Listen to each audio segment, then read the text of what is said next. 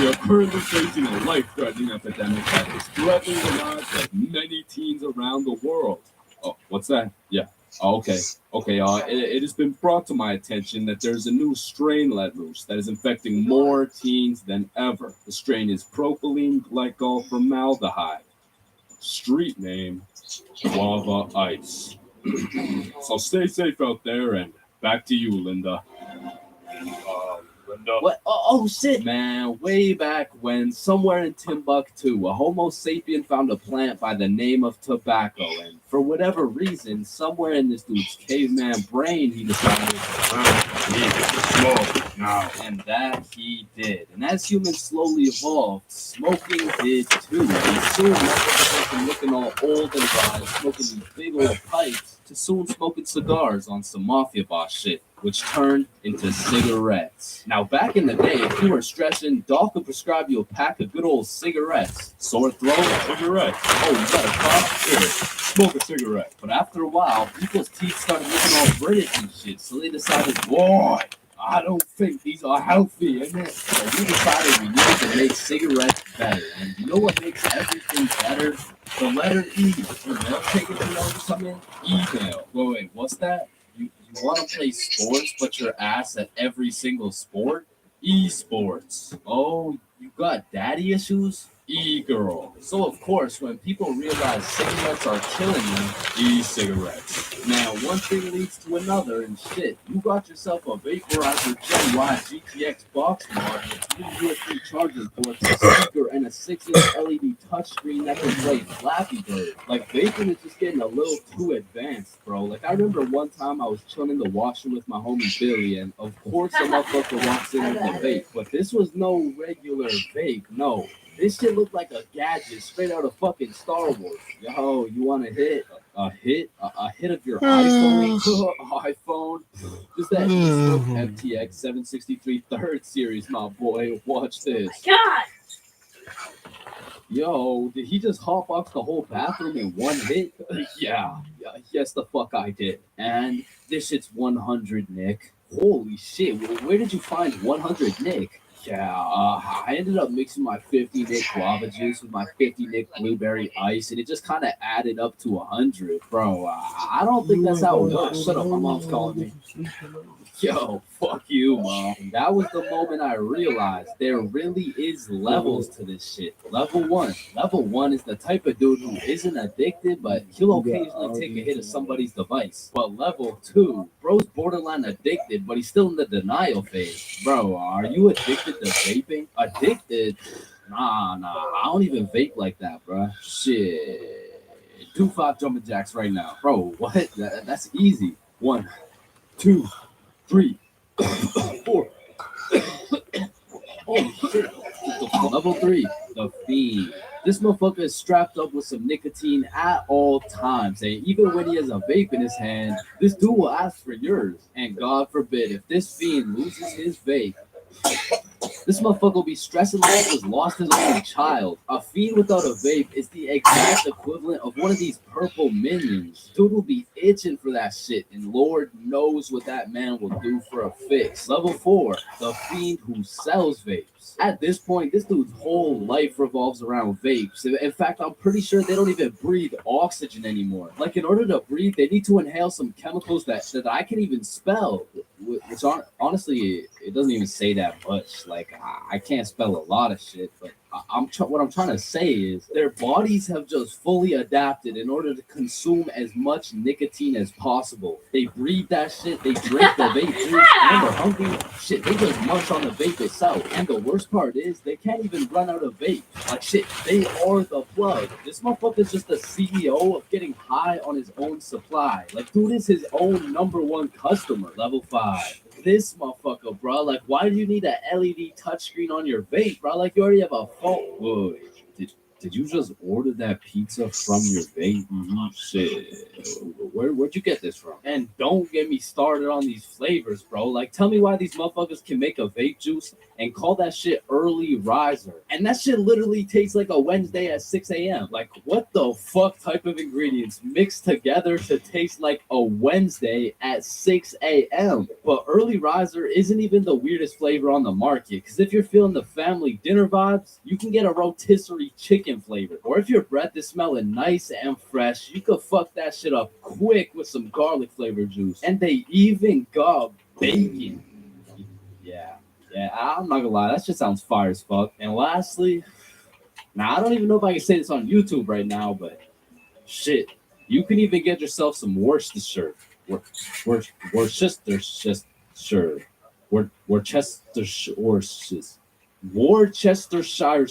But regardless, I think we all know the home of nicotine, the eternal hot box, the communal vape sesh. It's the high school bathrooms, man. You walk into one of these joints and there's at least 15 dudes hot boxing that shit at like 10 a.m. Oh Coming my in trying to take God. a piss, and now you got a head rush. You walk over to the urinals, but it's so goddamn hot box, you start pissing all over the walls. But shit, you can't even piss on the walls in peace, man. You got that one fiend coming over you trying to suck your device dry, and dude's so down bad for that hit that's not the only thing he'd suck dry. Now listen, you may be thinking, James, how do you know what you know about vaping? And that's a great question. Back in the day, I was a curious little George, man. And back in grade 7, I was chilling at my friend Becky's house. And when I walked into Becky's crib, I was nothing but an innocent, curious young man. But little did I know, I would leave Becky's crib far different than I entered. So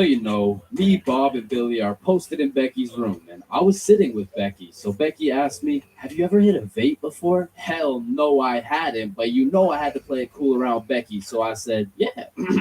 Yeah, I do that shit all the time. And so, of course, she passes me the vape. And honestly, I didn't think this far ahead, but I was in way too deep to come clean now. So I put that shit in my mouth, and I sucked the fuck out of it. Pause. And because this was the first time anything had made contact with my lungs beside oxygen, my lungs started malfunctioning. And I was coughing up a storm, and my cool guy cover was blown, but I had to see it through. Oh my God, are you okay?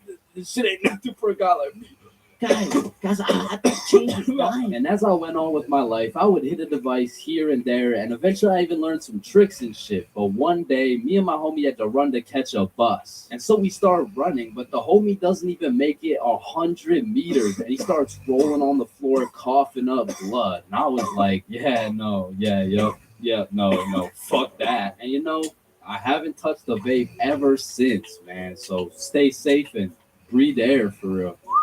You like? Aw, can I pet your dog? You like? Yeah, for sure. What's your name, little guy? His name's Ben. Aw, he's so cute. I just wanna punt that motherfucker. Man, these intrusive thoughts I be having make me wonder whether I belong in maximum security prison or not. Like, I don't even mean to, but the thoughts that pop into my head are so menacing that I can't even say this shit on YouTube, or this video will get taken down. Then I'll be canceled. Then my whole channel will get deleted. Then I'll be thrown into a psych ward, and then I'll be put on the fucking death penalty. Like, these thoughts that pop into my head are so alarming that they make me want to beat my own ass, bro. Hey, man, why'd you just sock yourself in the face? Oh, well, we see, I was about to push that unsuspecting toddler into the deep end for no apparent reason. So, this guy's about to assault a minor. Hey, you can't do that. But it's not like every single intrusive thought I have is bad enough to get me convicted. Like, whenever I'm walking across a bridge, I have to use every cell in my body to fight the urge of just tossing my phone into the water. Like, there is literally no benefit from doing that shit. But there's just something inside of me that would feel so much happens knew I faster heard just seeing my something. phone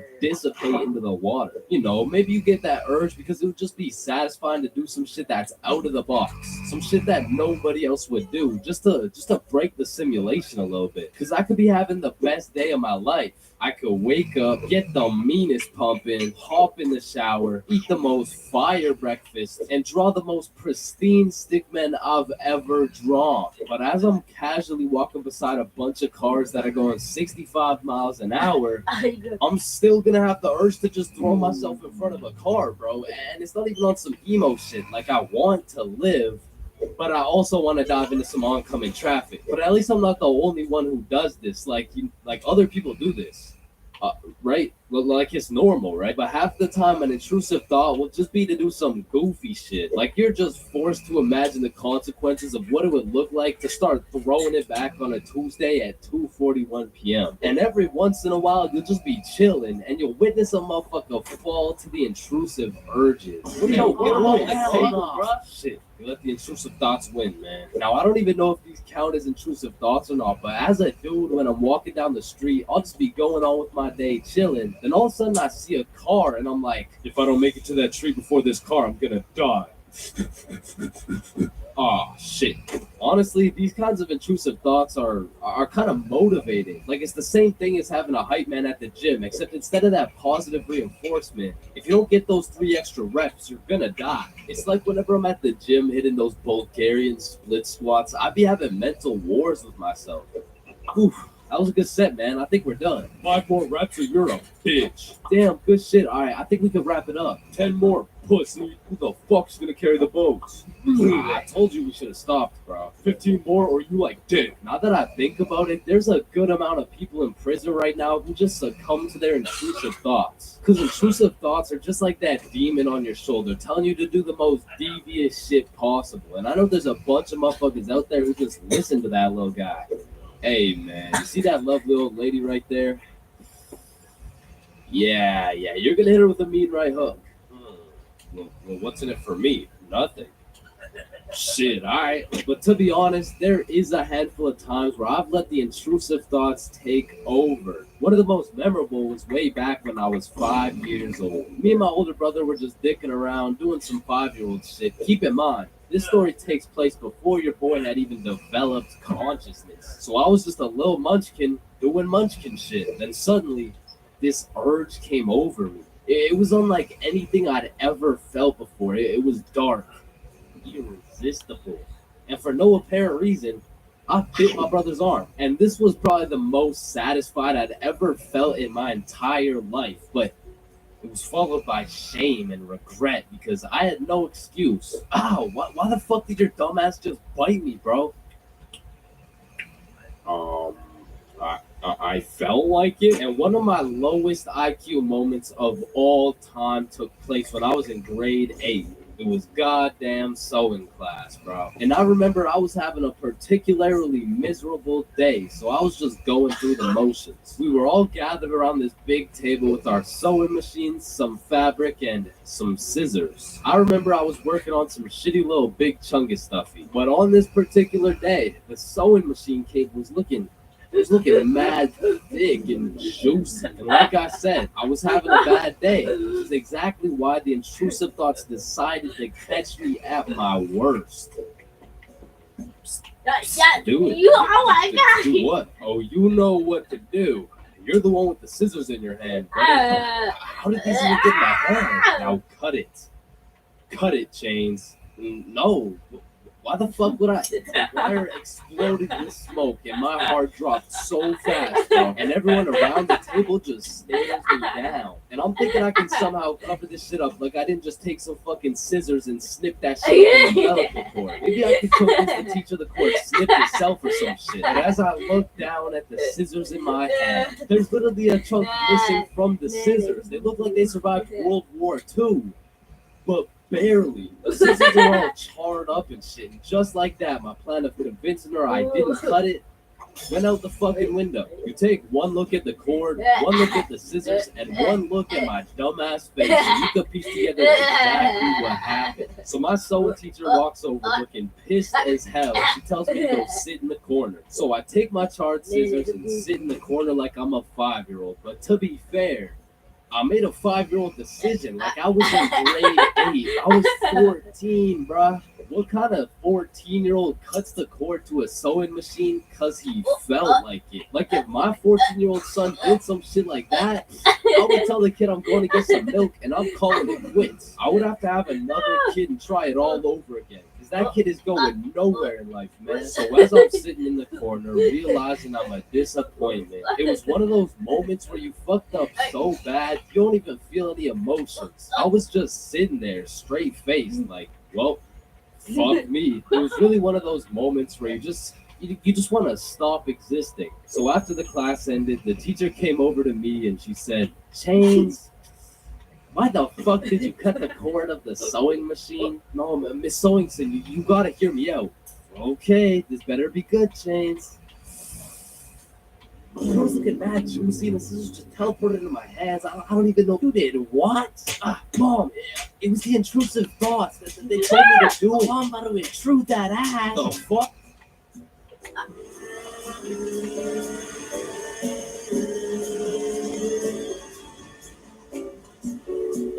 Okay. Okay. Whoa! Oh yeah, baby, let's go. Let's go. Yeah, let's go. Now, I don't know why, but there's just some things we all did as kids. And it's not like any of these things actually make sense, but we just did them. Like, did you even have a childhood if you never dug a hole to China? Timmy, we're almost there. Hey, just 2 more minutes. I mean, kids are just some dumbasses, bro. Like, who's gonna tell little Timmy he's not digging through the Earth's core with this little rinky-dink ass show? But to be completely honest, out of all these dumbasses, I was probably the stupidest kid known to man. Like, I remember when I was 5 and I was taking my annual shower, and all of a sudden I had realized I was a fucking superhero. It was just the way the water was flowing out of my fingertips. It was like nothing I'd ever seen before. And I was fucking hyped. I mean, from this point on, my new name was Waterboy. Wow. I was pretty fucking stupid. But not everything I did as a kid was completely impractical. For example, I know you used to run up the stairs on all 4s, bro. Like, this was just the most efficient way to get from point A to point B. I used to feel like a fucking cheetah going up those stairs. In fact, going up the stairs in this manner was so efficient, I asked myself, well, why don't people go down the stairs like this? And shit, I figured out why. Bro, on a hot summer day, I would wait for my mom to whip out the fan. And as soon as she turned that bitch on, me and my brother would turn into the Migos. We were dropping hit after hit. Like we were spending so much time talking into this fan, our mom was a little concerned. Raindrop, drop top, smoking no cookie in a hot box. Cooking, fucking on your bitch, yeah, cooking up dope in a crock pot. Hey guys, you've been there for 6 hours. I think it's time. Let them cook. And then boom, cooking up with the ooze. Hey, and speaking of cooking, when Mama Chains would whip up some good old craft dinner, I had no choice but to put a piece of KD on each prong of the fork. Like that shit just simply tasted better, bro. Or whenever I was walking on a sidewalk, I would strategically plan out each footstep to make sure I was not stepping on a crack. Now the funny thing about this one is I still do that shit, and I know some of y'all are gonna think I'm weird for that, but riddle me this. Who's gonna be laughing when your mom's in the ER with a broken back, bitch? Now, I feel like at one point or another in your life, you just had to check if the fridge light stayed on when you close it. It's really just a part of growing up. Like, one day you'll go grab some milk for your peanut Cheerios, and you'll be like, hey, wait a minute. Or what about when you were bored in the car and you start doing parkour with your fingers to the window? I used to hit some crazy combos, and then I would go to finish it off with a backflip. Or have you ever fucked around in the living room and you broke a vase or some shit? Well, you get a timeout or you receive a little whooping. Now, coming out fresh off that whooping, this shit could only go one of 2 ways. Either you bawl your eyes out and play with this fucking thing for hours, or you will plan to run away, bro. That was it. That was your only options. And I had a few of those moments where I was ready to dip. I would pack an apple and my trusty Minecraft sword for the trials and tribulations to come. And then I would look my sweet mother in the eyes and realize she's making mac and cheese and I can't leave yet, and you have simply not lived if you never hit a DS under your pillow at night. Like for me, the Mario grind was 24/7. There was no sleeping. But I'm not gonna lie, I had some close calls trying to pull that shit off. Good night, Jane. Sweet dreams. Good night, Ma. Love you. Love you too. Oh, dang it, I missed. Whoa! Fuck. And goddamn, bro, in grade 1, we would be doing anything but schoolwork. Like, we'd be poking holes in our erasers, injecting heroin with mechanical pencils, drawing this shit, and breaking this Oh shit off my mechanical God. pencils. I'm not gonna I lie, you cannot still get gotta rid of keep this me away from dude. those things, because if I see them, Somebody I help will me! take it. Yo, I'm not gonna forget you motherfuckers who used to put glue on your hands and let it dry so you could peel it off. Like, bro, you're weird for that shit. So I'm that's not how gonna he's lie. know he's I gonna used to love find me. crafting the biggest marker sword you could and He's gonna have find a me duel. regardless And I of don't know what why, but I always my used to God, carry dude, around this what tiny ass you pencil. possibly Like, I want never from me? actually used it, but I always had it. And I used to flex it too, thinking it was cool or something. Yo, Shawnee, take a look at my pencil. Oh my god, why is it so tiny? Tiny? It's not that small. And bro, tell me as a kid that you never had the random urge to just do this shit. And you just stay there. I don't know why. And I'm not gonna lie, I have to contribute my entire professional stickman career to drawing on the windows as a kid. Like Mini Chains was whipping up some masterpieces. They were on some Picasso level shit, which is exactly why you see this high quality stickman content. No! No! No! All right, next up we got Billy presenting his baking soda volcano experiment. Hey guys, how we doing? Oh my Alright, God! so you see if I put a I feel like solid this amount of is baking low. soda in here and then a little bit of No. vinegar here. It's supposed to explode. Oh, quickly, organize a single file line in alphabetical order. Hey, I'm first. No, you're not. So I'm first. Your last name is literally Johnson. I have 2 last names. Listen, bro, I'm not saying we shouldn't have school drills and all that. What I am saying is the school drills we do have are straight bullshit. Like, if there was a fire in my class, I'm jumping straight out the window. The fuck? There is Oh no my way you'll God, catch me bro. waiting for Alexander and Arnold to debate who's first in line while I'm out here getting sauteed. And shit, our drills aren't even close to being the worst of the drills because we got lockdown drills.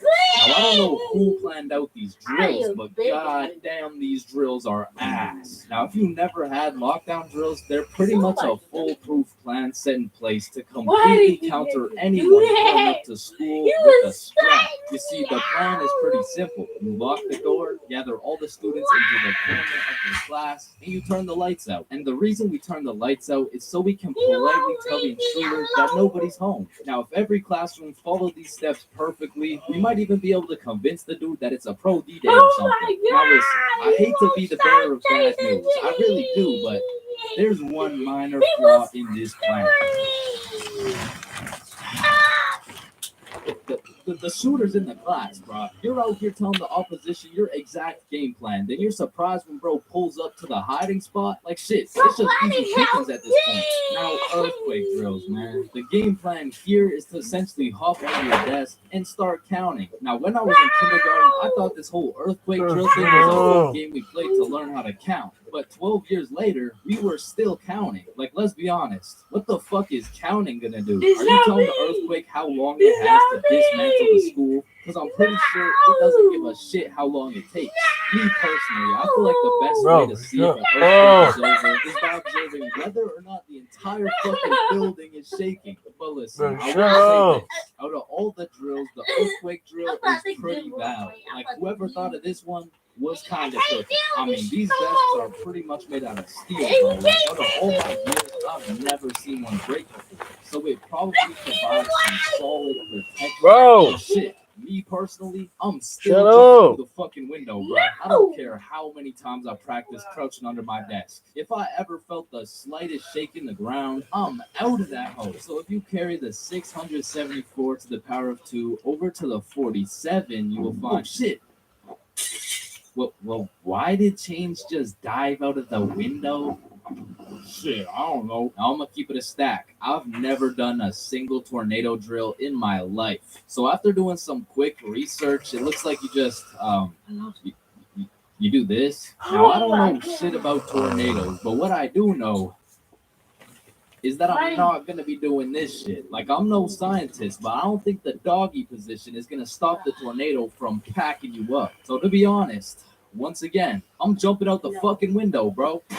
Like, that's just my default reaction. And if that tornado ends up putting me on a t-shirt, then so Why do be you it. keep At least the doing last this? position I was in before I died What? was not the face down, cheeks up pose. But bro, imagine being the kid who poorly timed his piss and now the fire alarm's going off midstream. And you don't even get to know if it's a drill or not. Then there's the whole do you wash your hands dilemma, right? Because you don't want to get trapped in the fire and fucking die. Stop. But on the other hand, you don't want to just not wash your hands. Telling If it's a drill, then you're just left with dirty ass hands.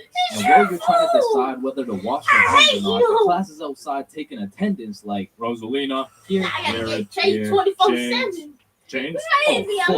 alone. Where did Chains go? I don't know, bro. Shit. Oh no, I was just in the bathroom. Oh, you scared me there for a second. You're Wait, Did you wash your hands? No, I was in a little bit of a rush. Hey, get back in there and wash your hands, buddy. Now the thing about school drills is they happen pretty often. I mean, every few weeks they throw in a fire drill here and a little earthquake drill there. So when the fire bell actually goes off, motherfuckers just assume it's a drill. They're out here horsing around, making jokes and shit. Well, the school's actually getting fucking cremated. But after almost all the drills are alphabetical, single file line goes out to the front of the school and on the field with every other class. And the amount of buffoonery that goes down on this field is insane, bro. I mean, everyone walks in with a single file line, but after 5 minutes, that shit looks like a Travis Scott concert, bro. Like, I remember one time my high school got a bomb threat called in, so every class assembled the good old alphabetical line, and we went out onto the field. And we were out there for a minute, bro. I remember looking around, and these motherfuckers were running the world's biggest game of Duck, Duck, Goose. Like, there wasn't a whole ass bomb threat called into our school. That same day, one kid brought a football to the field, and all of a sudden, motherfuckers are running a pickup game where we're waiting to see if our school is gonna explode or not. And of course, the teachers tried to stop it, but these kids just used it as a diversion play and got another touchdown. All right, so now that we thoroughly dissected each and every school drill, it's only fair we hit them with a tier list. So let's see what we got here. We're starting with lockdown drills. What are we saying? Fucking F tier. Holy shit, they are ass. All right. Next up, we got fire drills. Now these drills do get the job done, but I'm not gonna lie. I'm not fucking with this whole single file alphabetical bullshit. So I'm gonna have to give this John a C tier. Now tornado drills. You gotta go in the doggy position, bro. I got no choice but to give this a D tier. And last but not least, my personal favorite, earthquake drills. They're still kind of ass, B tier. And bro, I know some of y'all may be thinking, you can't just talk shit about the school drills and not present any better solution. Well, lucky for you, I have devised the best and only way to fully counter any natural or artificial disasters. It's simple. For a guy like me who's 7 feet, 325 pounds, 0.5% body fat, and a 7-foot wingspan, I just simply remove myself from the situation. However, I do understand that I am built different. So for your average Joe, I have devised another plan. It's also simple. The moment some shit goes down, everyone runs at full speed out of the building. And of course, some would argue that not everyone is going to be able to make it out of the building in time and that some people are faster and stronger than others. And you know what that's called?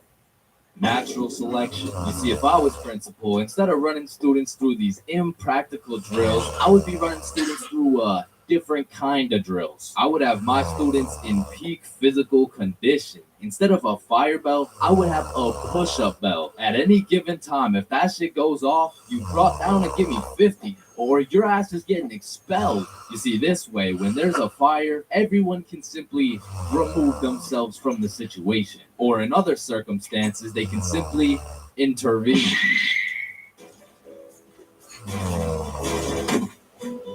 Getting baked is usually an exceptional experience that consists of eating food, laughing, questioning your entire existence, eating food, watching Netflix while eating more food. And you know, that's great and all, but every once in a while, that Zaza can take you to the deepest, darkest depths of the shadow realm. And trust me, that shit is not fun. So I wake up on a sunny Saturday afternoon at 1 p.m. You know, a respectable sleep in. I hop in the shower. It was a good shower. I checked the Clash of Clans base. I didn't even get raided. I eat some scrambled eggs and toast. Shit was scrumptious. And all of these things led me to believe, damn, today's gonna be a good ass day. But little did I know, today would be the day I would look death in the eyes and fight for my life. So I finish my scrambled eggs and I pull up the boys group chat and I'm like, what's the move? And Bob's like, I don't know, let me check. So I'm like, okay, bet. There's no moves, bro. And because there was nothing to do, the boys and I would have no choice but to reside to the default move. Let's just smoke. So the default move always takes place at the boys' home base. Bob's crib. Now, Bob's crib was the spot to be baked for many valid reasons. First of all, bro's basement was simply comfy as fuck. Couches on lock, blankets always ready with infinite pillows. And Bob's dog Walter was the fucking goat.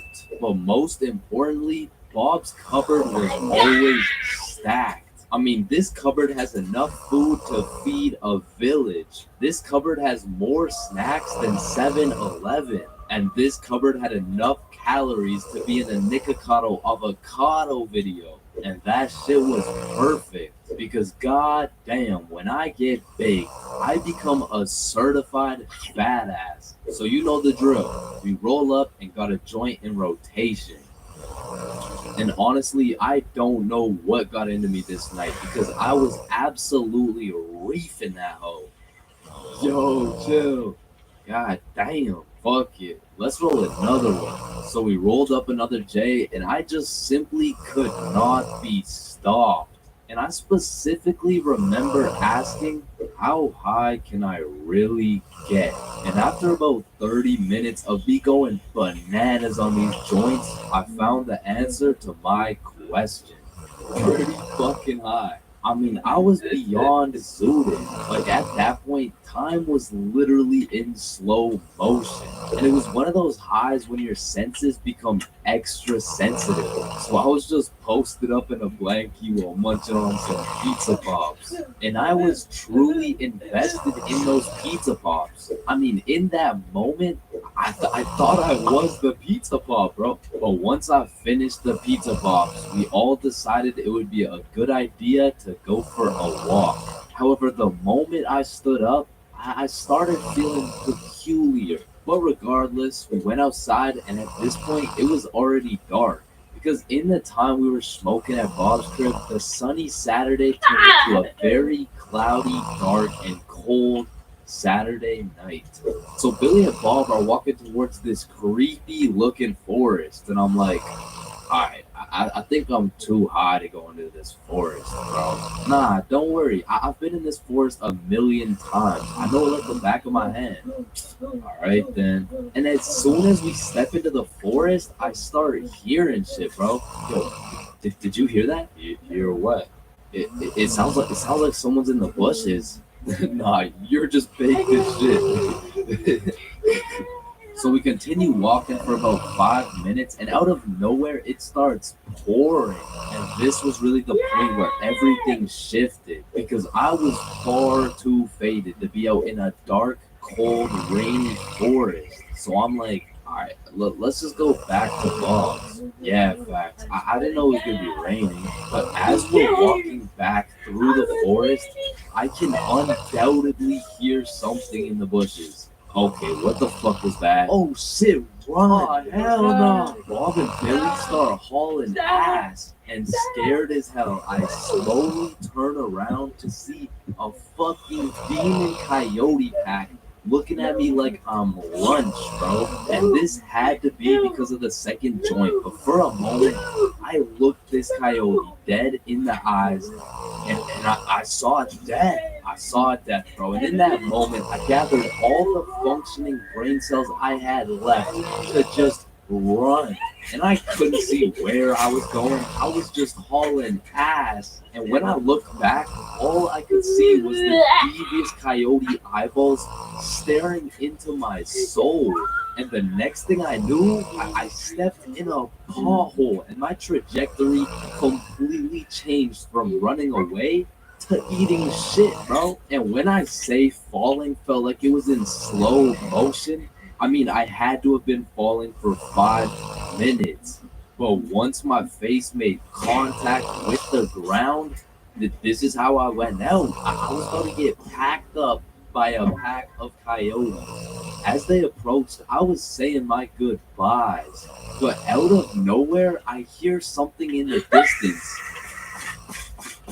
This motherfucker Bob drop kicks a coyote in the face. And it had to have been that Zaza that made these coyotes look so devious, because after Bob socked that jit in the face, they weren't so scary. I mean, they all just ran away and dispersed. They had me like, yeah, and don't come back, bitch. So we walked back to Billy's crib, and I'm still tweaking off those joints. I'm like checking behind me, checking beside me, checking the sky to make sure no evil crows pick me up and kidnap me. But we get back to Bob's crib, and I sit down on the couch, and just as I finally felt relieved, I get jump scared by Walter. Bro pretty much gave me a heart attack. I thought the coyotes had invaded Bob's crib to come and kill me.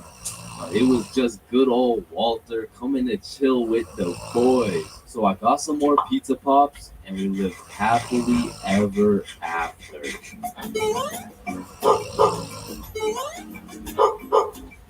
3 a.m. Once the clock strikes 3 a.m., I feel like you've given up on trying to sleep. At this point, you're going to commit to whatever you decide to do until the sun comes up. Whether you're studying for tomorrow's math test, chilling on Discord with the boys, choking the chicken, or simply sulking in those 3 a.m. thoughts, you'll pretty much find yourself doing anything but sleeping. And I don't know if it's just me, but those 3 a.m. thoughts hit different. And honestly, it's just the perfect time to go for a walk, find a nice little view, maybe light up a joint, and just think. The youngest picture of you is the oldest picture of you. Does Lightning McQueen cop car insurance or life insurance? Wait. Did the brain name itself? Hold up. What if soy milk is just regular milk introducing itself in Spanish? I have no clue if this is just me, but every once in a while when I'm laying in my bed at 3 a.m., I suddenly get the motivation to become the best person on the planet.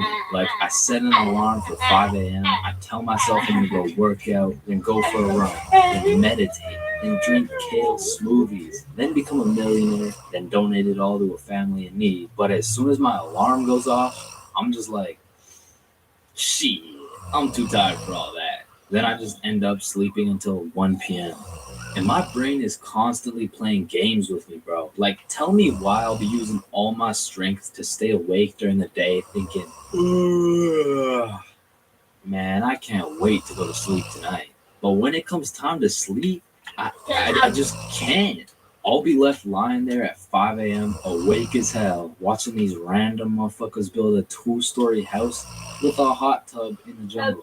And you know what? Being awake at 3 a.m. is kind of like being high a little bit, because you start to think about things you don't usually think about. And because you get hit with the fucking munchies, bro. I'll be whipping up a 3-course meal with appetizers and a complimentary dessert to watch a YouTube video. And listen, I can't explain why, but there is no better water than water at 3 a.m. I mean, it's pretty much a part of my sleep schedule now to wake up at 3, chug some water, take a piss, then go back to bed.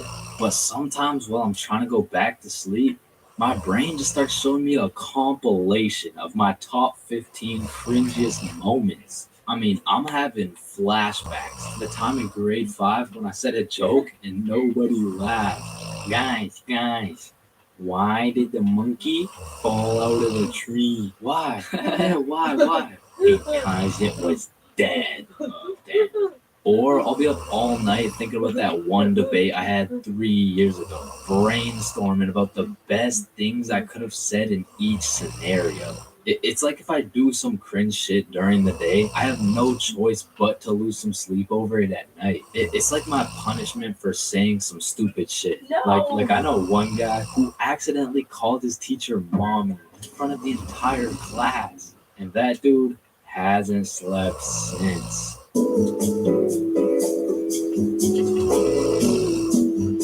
If you saw this video, you would know my mom has caught me lacking baked beyond belief before. And after that experience,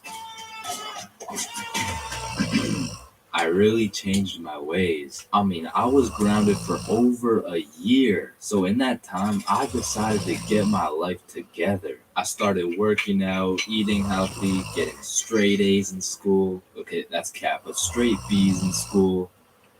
Okay, B's and C's, but that's besides the point. The point is, I got my ass beat for coming home zooted, and I never smoked again.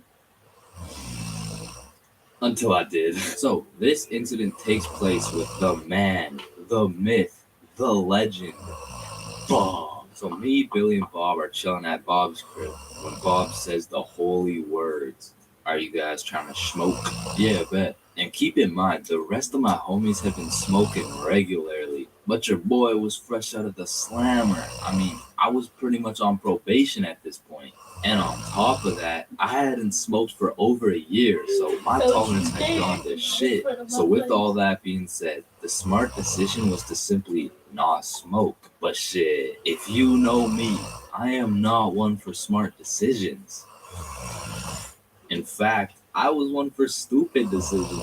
So I was out here hitting this hole like Chris Breezy. I was puffing this joint like Wiz Khalifa. When honestly, I should have been patient and just taking my time because who knows what my tolerance was at this point. So when it starts hitting me, it hits hard.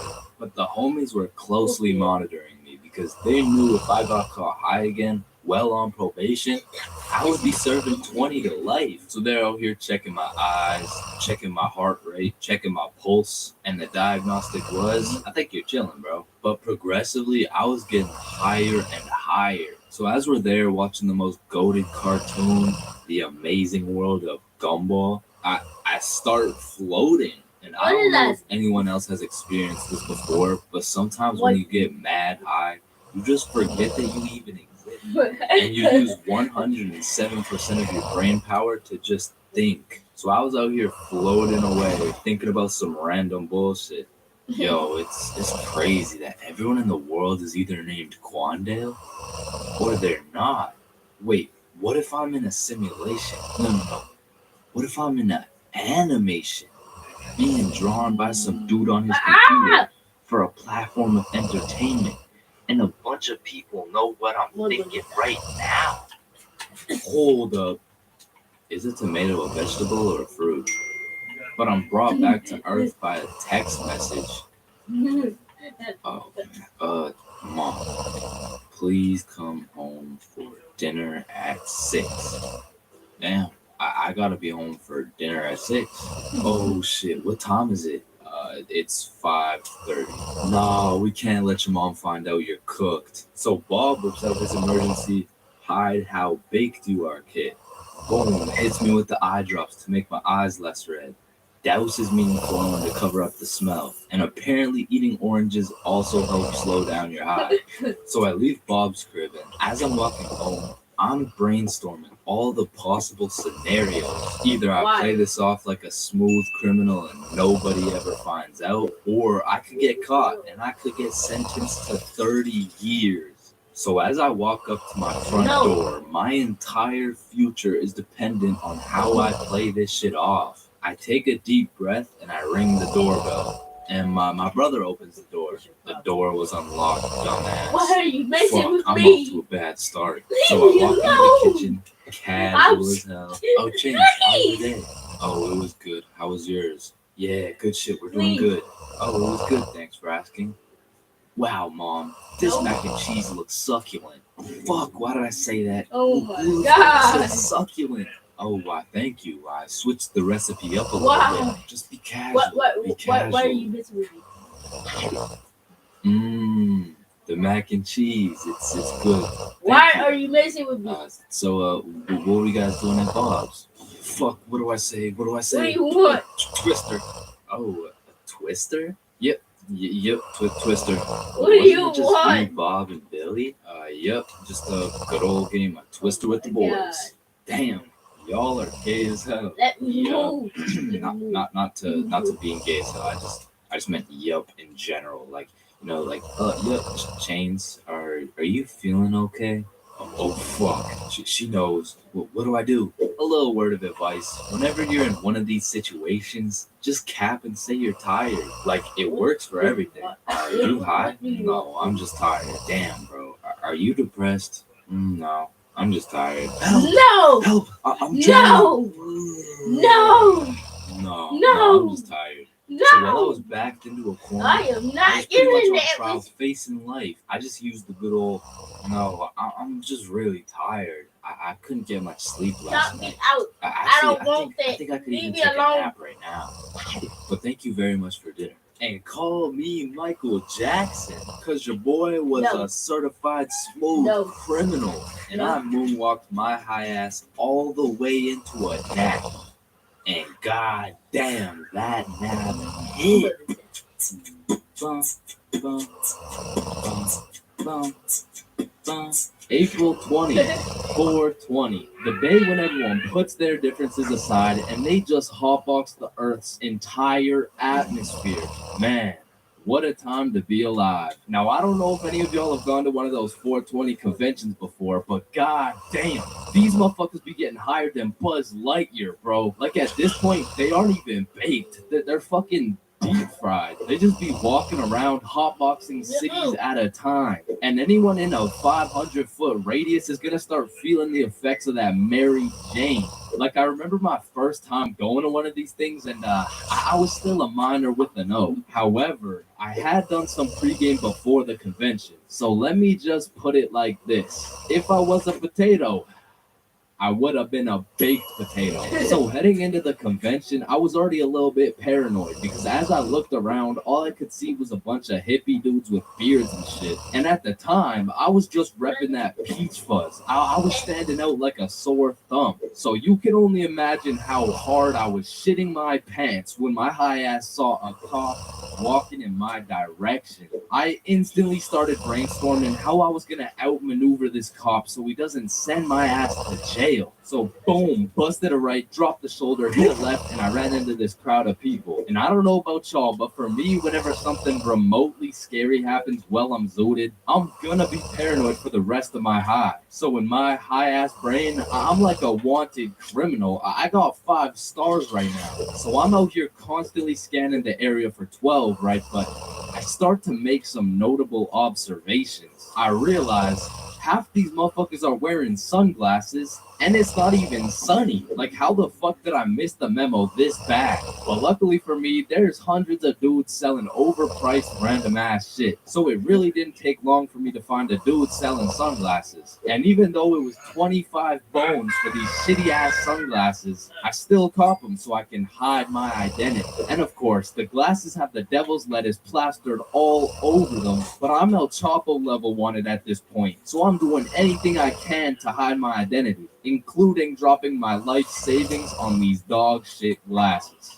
So I'm out here pushing through these groups of people, but I'm keeping it low key. And as I'm scanning to the right of me and to the left of me, my dumbass pretty much walks right up to a cop. And the moment I realized that homie was right in front of me looking at me, I started to panic, bro. I feel like at this point, my best option was just to confess. Like, if I take the plea deal, I'll definitely get a lower sentence. But as I was stressing heavy, that adrenaline starts to kick in. And I know some of y'all can relate to this, but the scientific breakdown shows that when you're zooted and you get into a high stress scenario, the adrenaline gears up and starts beefing with the THC in your brain. Now, if you're lucky, the adrenaline will beat the THC's ass and will have you thinking properly in said stress stressful situation, which is exactly what happened to your boy. So as I transformed from a baked potato into a less baked potato, this is where the table really started to turn. I looked at this cop in the eyes and this motherfucker was more baked than me. Like shit, at this point, I'm about to put this dude on citizen's arrest. Officer, No. are you baked right now? No, there's a sorry, there seems to be a lot of cannabis in the air right now, and so it's like This poor officer probably had to pull an 8-hour shift in the world's biggest hot box while trying to do his Yeah, job. absolutely. And needless to say, after realizing the officers No. were faded than a hoe, I had no problem walking around with my peach fuzz mustache, There's me. smoking on that Mary Jane. Oh shit. Yo. Damn. That's why you don't mess with me. I'm Jordan Johnson. Mr. Johnson, why did you beat Kyle's ass? Mr. Principal, I never touched Kyle. In fact, I've never seen this kid my entire life. How do you presume he received a concussion, 2 broken ribs, a black eye, a broken nose, and a dislocated shoulder? I mean, he must have fallen down the stairs or something. Okay, Mr. Johnson, how do you explain this? That's why you don't mess with me. I'm Jordan Johnson. But I mean, you got the wrong Jordan Why Johnson. do you Then what happened to your knuckles there? Shit, these ain't even my knuckles. Listen, I am not one to condone violence, but I'm not gonna lie. School fights are a major part of the high school experience. I mean, there's something about a good old school brawl that just boosts students' morale. Like, there is nothing that gets you through the rest of the day like some kid getting his ass beat in front of the entire school. And truthfully, it's just a community building experience because it gives everyone something to talk about. Yo, did you see the fight? Yeah, bro. Kyle got his shit rocked. Wait, are you guys talking about the fight? The Yeah, bro. Boras Man, were Kyle good. got fucked up, dude. Overall, in school fights, The everyone Boras. wins. Like, the fighter gets some respect and the crowd gets some entertainment. It's a win-win. What about me? But tell me why, when a fight breaks out, the entire school will be recording, but not one person can get a good video. It's like when a fight breaks out, every motherfucker recording starts having severe hand spasms. I mean, as the person recording the fight, you literally have one job: to record the fight. Damn, I just missed it. What happened? Oh, well, lucky for you, I recorded the entire thing from start to finish on my brand new Samsung. Check it out.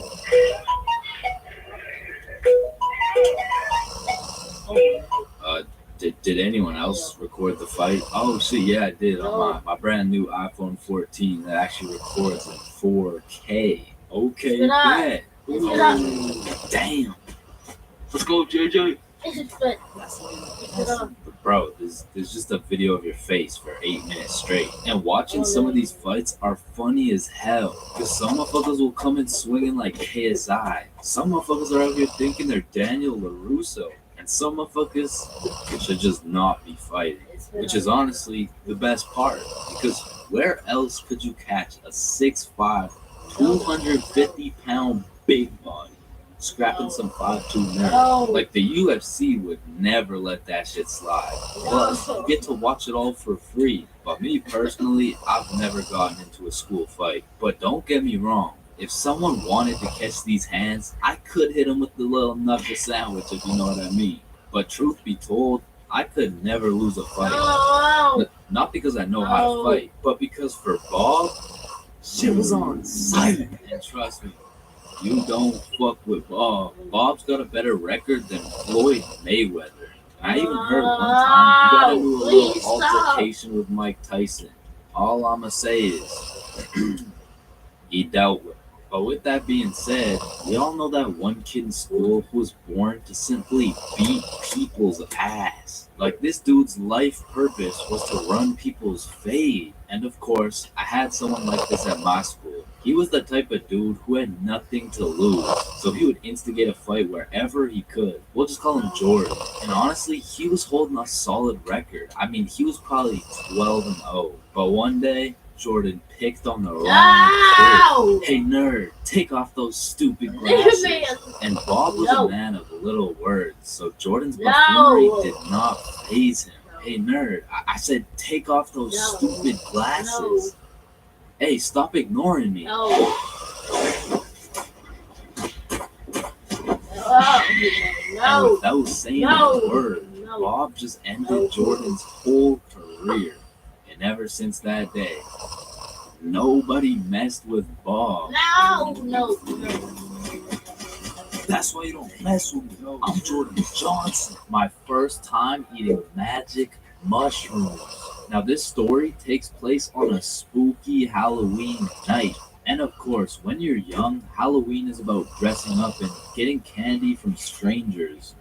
But as you get older, you grow to realize the true meaning of Halloween is to commit as many devious and malicious crimes in one night as humanly possible. Like when me and my homies first transformed from some young, innocent gentlemen into some unethical and deceitful delinquents, we planned out some criminal activities for our first teenager Halloween. Yo, trick-or-treating is for nerds. We're gonna drink alcohol and smoke grass. Yeah. That is so teenager. So you know, we drink their drink and we smoke their grass. Man, I sure could fuck up some Reese's Pieces right now. Not gonna lie, some Skittles would be fire. Alright, fuck it. So we threw on last year's Halloween drip and shamelessly went trick-or-treating baked as fuck. Trick-or-treat. Aren't you guys a little bit old to be trick-or-treating? No, but we got our candy and we went back to Billy's crib and the munchies took over. I mean, we fucked that shit up so fast that we changed costumes and we spun the block. Trick-or-treat. Oh, didn't you guys already come here? No, there's a snake in my booth. So all Halloween, me and the gang pretty much just ate chocolate. But by the time next year rolled around, okay, this Halloween is going to be the best Halloween yet. But how can we top last year? Yeah, we already smoked grass and ingested alcohol well underaged. Because I got these. This dude, Billy, whipped out a handful of shrooms. And honestly, Billy didn't even need to convince us. Because me and Bob were trying to have the best Halloween ever. So we split it up and we all downed a sizable amount of magic mushrooms for our first time. And let me tell you, there are many smooth ways to consume some magic mushrooms. One being the pizza technique, as well as the good old PB and Shroom Sammy. However, we had smoked and we had drank before, but magic mushrooms were completely out of our expertise. So we just choked them shits down raw, and it was strange. It tasted like I just ate earth. If earth was dry as fuck and like chewy. But about 20 minutes after eating the shrooms, Billy has a genius idea. Bingo! Okay, hear me out. We go trick-or-treating, collect some candy real quick, and come back. So when these mushrooms hit, we can be eating good. Okay. Wait, then we need some costumes. Okay, I do have 3 costumes. But like, just don't ask any questions, okay? Why do you have no questions, bro? Now let's go get this bag of candy. So we're mobbing around the neighborhood in some gangster Teletubby suits. And we roll up to the first house like, trick or treat. Oh, you guys are so cute. And we were banging out house after house. But after about 4 houses, I started to notice my Teletubby mitts were looking a little suspicious. But I didn't have time to think about the psychedelics that were potentially invading my brain because I had bigger priorities. Go cop some Halloween candy. Trick or treat. Trick or treat. But as we walked up to the 8th house, I was undeniably tripping balls. Because as I looked up at Bob, I just started uncontrollably laughing my ass off. And Bob's shrooms must have kicked in too, because we were both just hysterically laughing at each other for no reason. But then the door opened and I saw this tall ass bald dude No. with an unconceivably large smile on his face. I mean, the shrooms made it look like his smile was just unproportionately big, and I just assumed it was a Halloween mask. Man, I love your Halloween costumes. What costume? Oh, holy shit. We need to get home ASAP. So we're making our way back home, tripping balls in our Teletubby costumes, and I'm just seeing the stars falling out of the sky. Then out of nowhere, Billy yells, "What the fuck is that?" Shit, I'm probably just tripping, but it looks like zombies running towards us at full speed. Oh, yeah. I see it too. Oh shit, we gotta run. So me, Billy, and Bob start booking it back to Billy's house. And I am hauling ass because there is no way I'm getting packed up by some zombies right now. And when I look back, I don't see some zombie costume. No, I see some real ass zombies. Like bones sticking out, eyeballs look like they haven't blinked in centuries, and that shit just made me run faster. Cause to me, this was a life or death situation. I mean, in reality, it probably just looked like,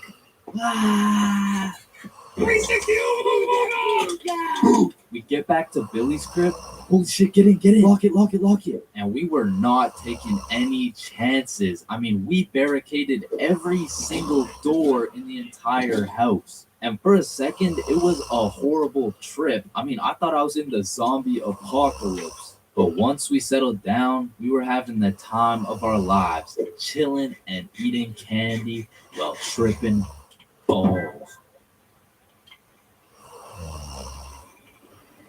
Booga! Skipping class in high school is a slippery slope. Like one day you can skip and it'll slide no problem. Like, oh, hey, buddy, welcome back. We missed you. Yeah. You skip 2 days, you're chilling. Hey, look who's back. Yeah. But when you go to class after skipping 3 days, all of a sudden shit is serious. James, why have you been here, huh? Well, you know, it was some family stuff. Oh, yeah, family stuff. What family stuff? Well, I don't really want to talk about what family stuff. It was my grandma's funeral. Damn.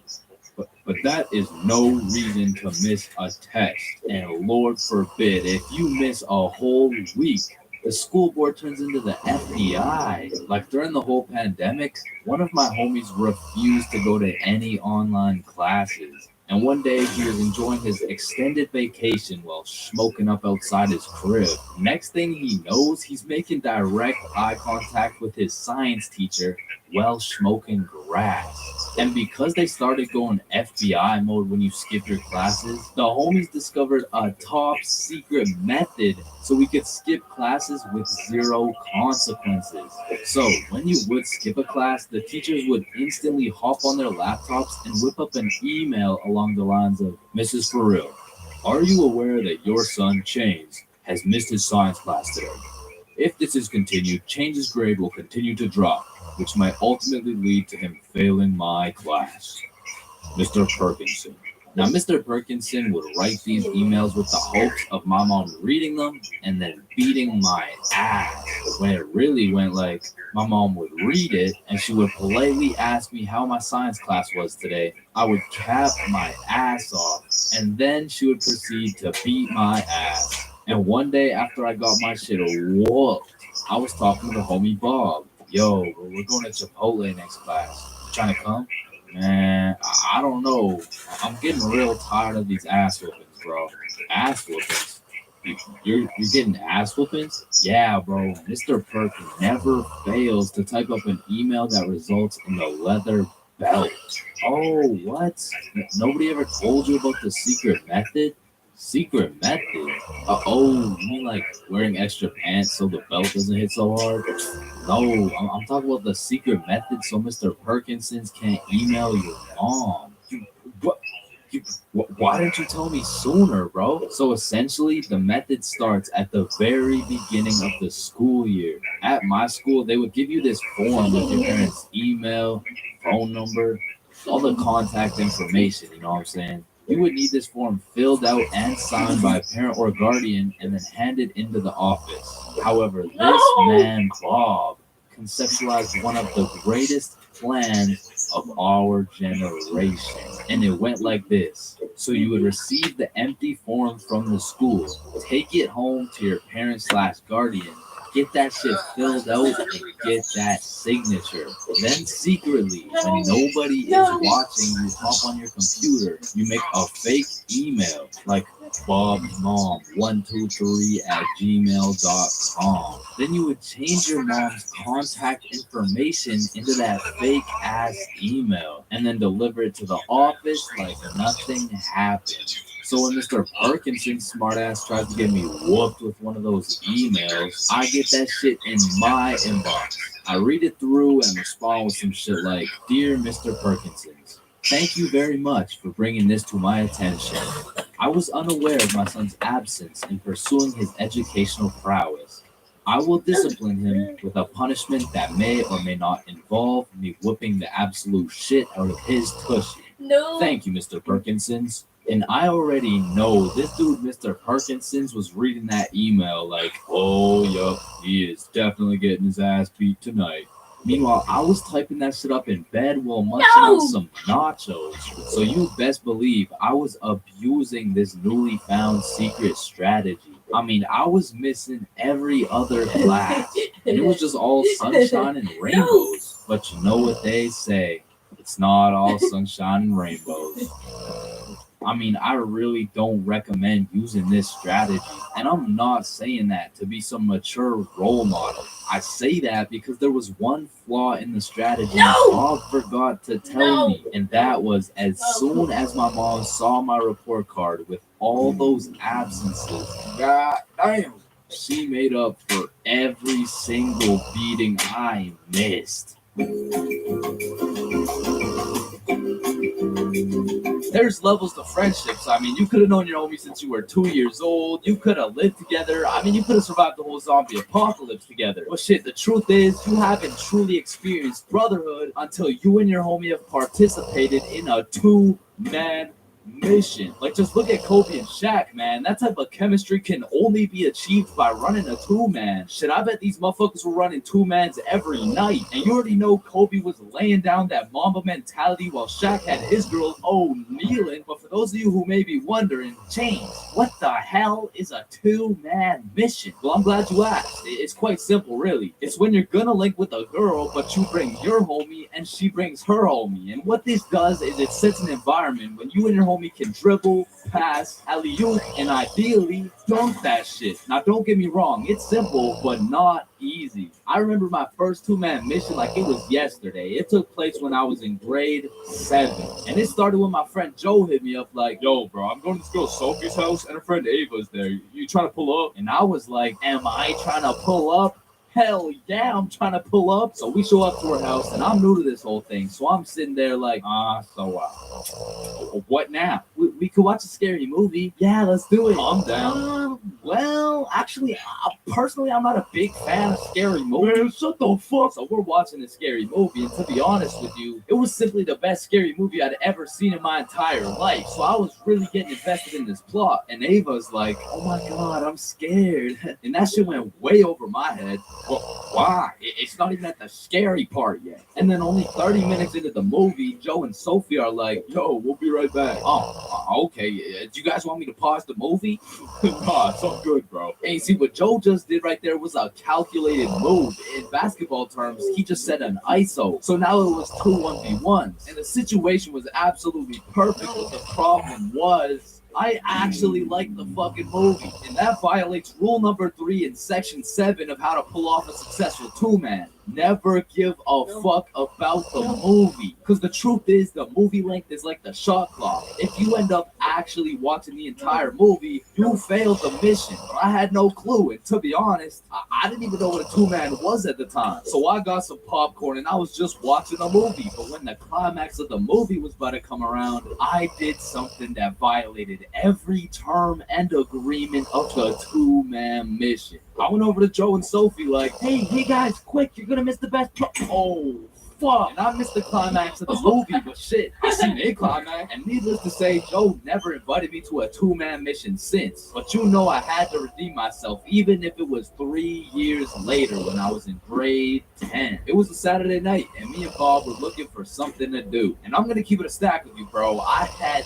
no motion. Like, my Snapchat was drier than a Popeye's biscuit, bro. But lucky for me, Bob had a roster. And I'm talking an all-star lineup of girls who just want Bob on their body. And I don't blame them. I mean, shit, I got Bob on my body right now. And you can too at chainsclub.shop. That's right, we got hoodies, shirts, beanies, socks, keychains, stickers, you name it. Starting at the price of $4.20, Bob can be all yours. Or if you want me, I wouldn't mind being on your keychain or something.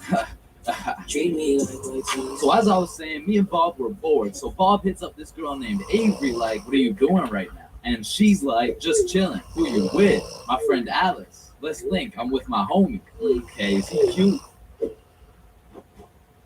Cute as hell. Okay, come over. And I'm excited as fuck. So we get Bob's sister to drive us to Avery's crib. And as we pull up to her house, I remember a crucial detail that I've been forgetting this whole time. I was scared of the hose, bro. And as we walked up to her door, I was starting to get flashbacks of me and Joe's two-man, where Joe tossed up an alley-oop for both of us, and I blocked his shot, metaphorically and literally. And as I'm sucking myself up, Bob calls Avery to tell her we're here, and she's like, so, my parents are asleep, so you're gonna have to come in through my window. Shit. So we walk around the side of the house to Avery's room, and lucky for us, there's this big-ass window, and I'm like, yo, can you open it so we can get in? And she's like, it is open. Bro, only this tiny ass rectangle in the top left was open at a 60-degree angle. But that was our only way in, so I helped Bob up and through the window. But now I gotta get up there, and I'm bigger than Bob. So I put my head through, and I'm trying to slowly creep into the room. And then I lean just a little too far, and I'm headed face first onto Alice's hardwood floor. And listen, Bob has come in clutch many times. He saved me from drowning, coyotes, getting in trouble. But out of all these things, I'm most grateful for Bob catching me as I fell through this fucking window. Because drowning and dying would have been pretty bad. Like, boo-hoo, rip chains, you know what I'm saying? But imagine falling through a window and hitting shit face first in front of the hose. Like, I would have preferred the drowning, bro. But after that close call, I was a little flabbergasted, you know what I'm saying? But Alice has the audacity to ask me this loaded ass question like, oh hey, what's your name? Me? Yeah, you. It's the name's No. For real. Chains for real. Nice to meet you, Mr. For real. I'm Alice. And so we all just start talking and shit, but I keep noticing Alice was getting a bunch of text messages. And I remember thinking it was probably her mom or something, so I shrugged that shit off and I'm like, yo, we should watch a movie. Yeah, we should. Yeah. And I wasn't about to make the same mistake I made last time. So I found the most dog shit horror movie on the face of Netflix and threw that shit on. And man, that shit was ass. In fact, it was so ass that we just started cuddling and shit like, what else was there to do? But now that we were close, I could feel the vibrations of Alice's phone getting a call. So she's like, 1 second, I'll be right back. And I wasn't trying to eavesdrop, but I could low-key hear what she was saying through the door. She said, hey, we're watching a movie. Oh my God. Okay, that's fine. Okay. But when she comes back, she puts a pillow between us. Like the same type of shit two dudes do to make sure they don't fuck in their sleep. And I'm trying to piece everything together. And as I'm coming to the conclusion that this girl has a boyfriend, I hear footsteps coming towards the door. And when the door opens, I'm fucking bamboozled to see a 60-year-old man who looks furious. And I'm just hoping this isn't Alice's boyfriend. Because if it is, we got bigger problems on our hands. But as I seen the way this man looked at Bob, I realized he's Avery's dad. And Bob wasted no time jumping out that fucking window. But for me, let's just say that shit wasn't very elegant, because I got stuck for what felt like 5 minutes making eye contact with this grown-ass man. Well, what are you trying to seduce my dad or something? Like get the fuck out. And I'm not gonna lie, we ran, bro. And once we made it home, me and Bob were relieved. But when I go to check my phone, I got a little notification on Snapchat, and I'm expecting it to be Alice or maybe even Team Snapchat or something, I don't know. But I sure as hell wasn't expecting it to be a motherfucker named Ryan Donaldson. And Ryan must have woke up on the wrong side of the bed this morning, because he's like, what the fuck did you do, dude? So I hit him back with a, who this? And he's like, Ryan Donaldson. Yeah, no, I can see your username, bro, but I have no clue who you are. I'm Alice's boyfriend, bitch. And Ryan got his shit hit with an instant block, bro. And so the moral of the story is, if you're gonna hang out with a girl who has a boyfriend, turn off your snap maps, bro. There's a lot of things in life that I don't really understand, but if there's one thing I can truly comprehend, it's being grounded. Because in my time, I've served a total of 547 days and 16 hours in the slammer. And through a year and a half of extensive first-hand research, I've come to the professional conclusion that getting grounded is straight ass, bro. You're locked in your room with no phone, no computer. Like, what do you want me to do? Think about my actions? Hell nah. Being grounded had a young me doing the stupidest shit ever, bro. Like, I was popping handstands, hitting my head against the wall, playing with the door stopper thingy. Shit, I got so bored, I even read a few pages of a book like an absolute nerd. And now that I think about it, Percy Jackson and the Battle of the Labyrinth was actually a spectacular read. Now listen, there's only one thing worse than being grounded, and that's being falsely imprisoned for life.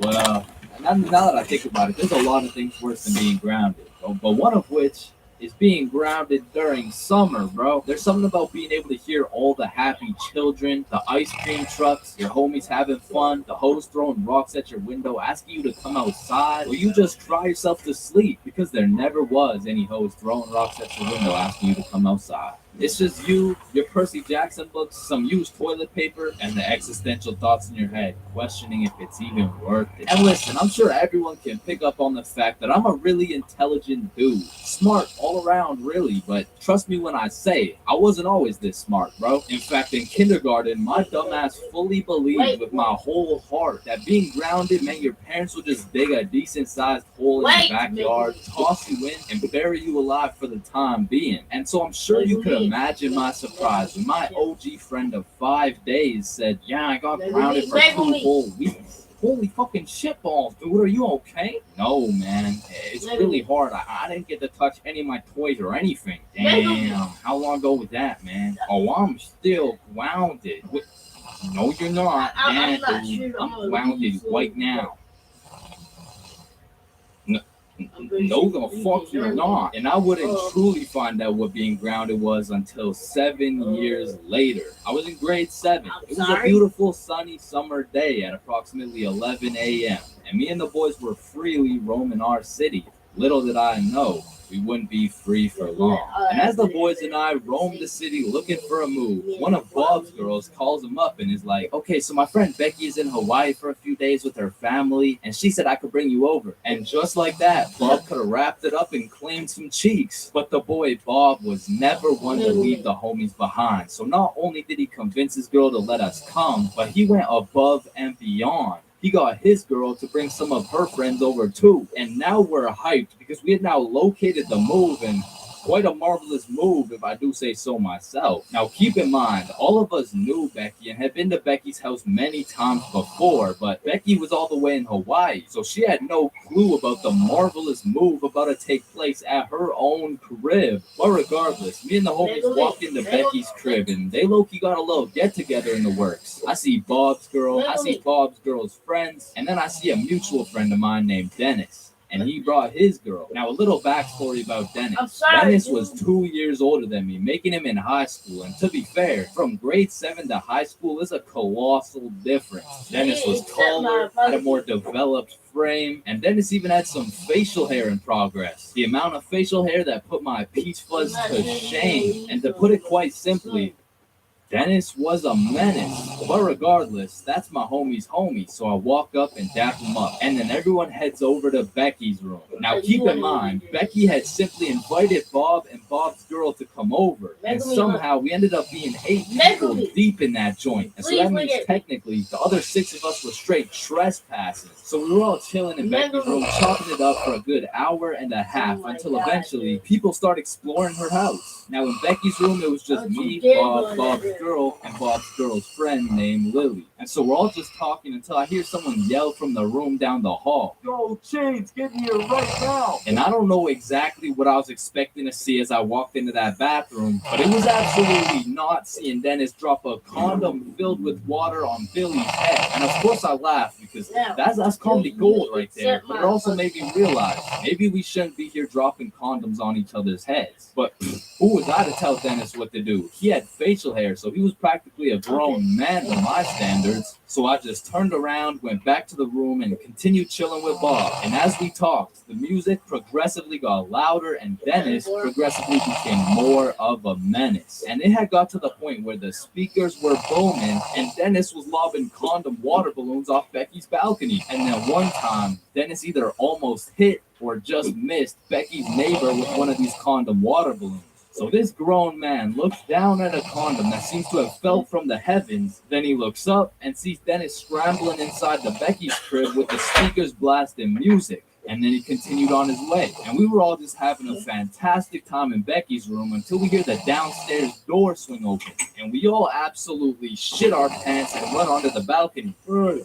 I just texted the family who lives here, and they said no one is supposed to be in the house. Everyone needs to leave right now, or I'm calling the cops. And that's exactly what we did. No messing around. We were out that hoe. And we all went to Bob's girl's house for an emergency meeting. We were all scared as fuck. And now Bob's girl and Becky are texting, and Becky's like, "My parents are pissed. They want to talk to everyone's parents, and they know how many people were there." So we all devise a foolproof plan. Okay, we give Becky our phone numbers, tell it's our parents' phone numbers, and we act super disappointed in our children. We all agreed on this plan, and the emergency meeting was dismissed. And over the next few days, we all got texts from a very unhappy Becky's father, who made sure to specify the amount of condoms that were found in the bathtub. We all responded with some bullshit along the lines of, Hello, Mr. Beckerson. I'm very sorry to hear about the inconsiderate acts of Chains and how he's invaded your home. Rest assured, Chains will feel the wrath of this thick leather belt as it repeatedly beats against his cheeks to discipline him for his heinous actions. Thank you for bringing this to my attention." But come to find out, Lily dumbass responded with some shit like, "Dear Mr. Beckerson, thank you for letting me know, but Lily did nothing wrong, as she didn't know she wasn't allowed there. Plus, she didn't even make a mess or anything, on God. Put some respect on my daughter's name, period." And just like that, our foolproof plan got fucked. And Becky's father texted each of us saying, "You are coming to the house at 3:15 p.m. today, or I'm calling the cops." And shit, looking back, Becky's father was most definitely bluffing. Like, say I didn't go, what was he gonna tell the cops? 911, what's your emergency? Hey, there was 8 kids who invaded my home 3 days ago. Okay, sir, did they break in? No, my daughter gave them the key. Sir, why the fuck are you calling 911? Because there was condoms in the bathtub. But like I said, I wasn't very smart, and I didn't have the brain capacity to think that far ahead. So everyone shows up to the house, and Becky's father sits us down and makes each of us individually call our parents and explain what we had done. And I went first.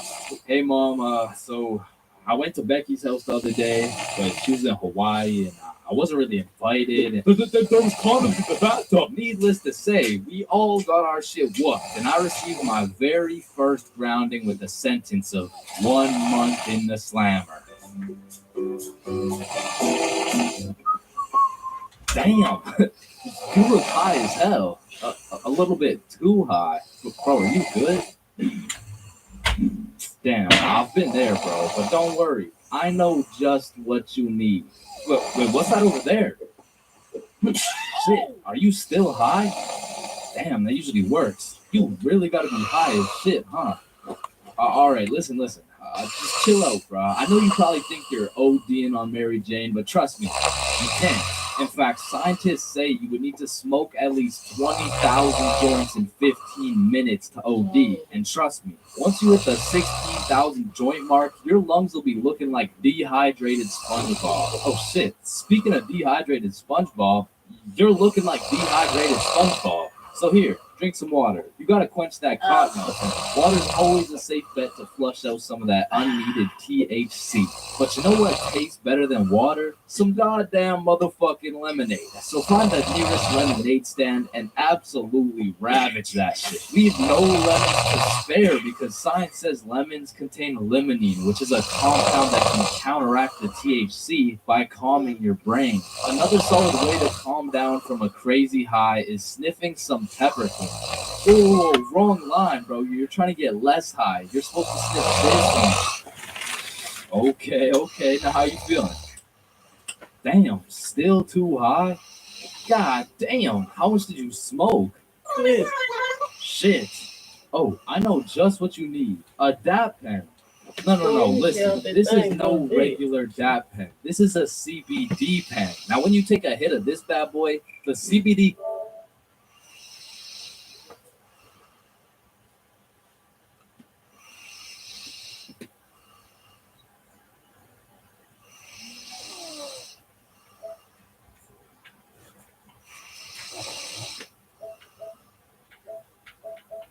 No.